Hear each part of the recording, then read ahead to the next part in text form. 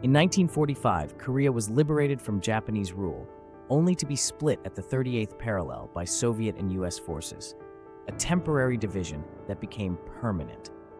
By 1950, North Korea, armed by Stalin, launched a surprise invasion, aiming to unify the peninsula under communism. This marked the first hot conflict of the Cold War, testing the UN's resolve to defend South Korea. The world watched as Cold War tensions exploded into open warfare. By August 1950, North Korean forces had pushed UN and South Korean troops into a tiny defensive pocket around Pusan. Outgunned and outnumbered, they clung to survival, while civilians endured mass executions and scorched earth tactics. This desperate stand became a symbol of Cold War stakes. Failure would mean communism's unchecked expansion. Yet within this crisis lay the seeds of a daring counterstroke. On September 15, 1950, MacArthur's audacious amphibious landing at Inchon cut off North Korean supply lines, reversing the war overnight.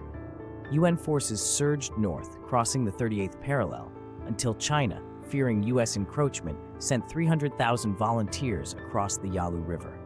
The Korean War transformed into a proxy conflict, with Chinese human waves clashing against UN firepower in the frozen mountains of North Korea. By 1951, the front lines had hardened near the 38th parallel, mirroring BWI's trench warfare. Battles like Pork Chop Hill saw thousands die for insignificant gains. Armistice talks began, but political posturing over prisoner repatriation and border lines dragged on for 2 years.